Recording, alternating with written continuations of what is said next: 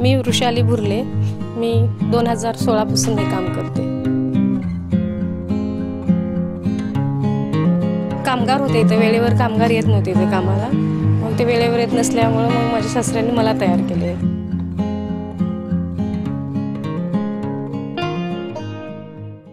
Garage कामासाठी कामगारांची कमतरता, त्यामुळे पतीवर पडणारा ताण आणि सासऱ्याने दिलेलं प्रोत्साहन यामुळे वृषाली भुरले या मोटारसायकल दुरुस्तीच्या कामाकडे वळल्या आहेत.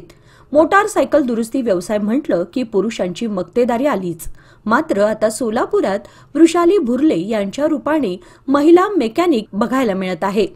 मागील 8 वर्षांपासून ऑटोमोबाईल क्षेत्रात काम करणाऱ्या वृषाली या आपले पती महादेव भुरले यांच्या खांद्याला खांदा लावून काम करतात. घर प्रपंच सांभाळून दिवसाकाठी 5-6 मोटारसायकल दुरुस्त करून त्या दिवसाला जवळपास 3,000 रुपये कमावतात. किती वर्षापासून तुम्ही काम करताय? काय एकंदरीत इथं उत्पन्न सध्या मिळतंय? काय काय कामं करतात? मी वृषाली भुरले. मी 2016 पासून हे काम करते. मला दिवसातनं 4-5 गाड्या मी कामं करते.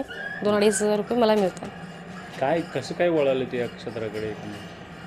इथं आधी म्हणजे कामगार होते इथं, वेळेवर कामगार येत नव्हते इथे कामाला. मग ते वेळेवर येत नसल्यामुळे मग माझ्या सासऱ्यांनी मला तयार केले कामासाठी. त्यांची इच्छा होती की मी मेकॅनिक काम शिकावं म्हणून मी हे कामाकडे वळालो. काय सुरुवातीला वाटलं का अफोर्ड बाबा आपण वेगळ्या क्षेत्रात काम करतोय, पुरुष मक्तेदारी या गॅरेज म्हणलं तर? सुरुवातीला वाटलं थोडं. घरच्या सोबत असल्यामुळे मला काही तेवढं अडचण आलं नाही. त्यांनी मला हे 1.5-2 वर्ष लागली मला हे काम शिकायला. आता घरातलं कसं मॅनेज करताय? मुलांचं शाळा, शिक्षण, घरात स्वयंपाक बनवणं, किचन आणि गॅरेज कसं मॅनेज करताय? पहाटे लवकर उठायचं सुरू होते. 10 वाजेपर्यंत सगळं. 10 वाजेपर्यंत घरातलं काम करायचं. 10च्या नंतर 5 वाजेपर्यंत इथं काम करते. 5 वाजता घरी गेले की मग स्वयंपाक, मुलांचा अभ्यास ते चालू असतं. दिवसाकाठी किती कमवतो तुम्ही? मी म्हणजे 4-5 हजार रुपये दिवसाकाठी. काय काय करू शकता गाडीतलं? मी गाडीचं पूर्ण काम करू शकते. काय काय?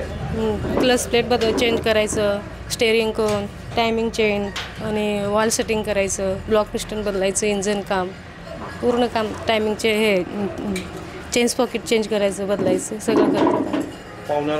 विरोध झाला का की काम महिलांना सुरुवात करताना असे काही काम करताना तर पाहुणेरावांचा तर विरोध असणारच, पण मी त्यांच्याकडे नाही लक्ष दिले. सर नमस्कार सर, मी महादेव सिद्धेश्वर भुरले. माझं श्रेया टोमॅटोस म्हणून हे वर्कशॉप आहे मुळेगाव रोडमध्ये. तर मी अगोदर प्रायव्हेट वर्कशॉपमधून काम शिकल्यानंतर कायजनोंडामध्ये सर्व्हिस इन्चार्ज म्हणून काम करत होतो. त्याच्यानंतर 2011 साली मी श्रेया टोमॅटोसची स्थापना केली. त्याच्यानंतर मला आज घडीला माझी पत्नी, माझे वडील, माझी मुलं ह्या सर्वांच्या सहकार्यानं माझी प्रगती होत आहे. पूर्वीच्या काळी ज्यावेळेस वर्कशॉप चालू केलं मी, त्यावेळेस माझ्याकडे बाहेरचे वर्कर लोक कामाला येत होते. ते वर्कर लोक कामाला येत असताना वेळेवर येत नसायचे किंवा त्यांच्या सोयीप्रमाणे त्यांनी नियोजनाप्रमाणे त्यांनी काम करत असायचे. त्याच्यामुळे क्वालिटी खराब होत होती. त्याच्यानंतर मी माझ्या घरच्या पूर्ण स्टाफ तयार केला.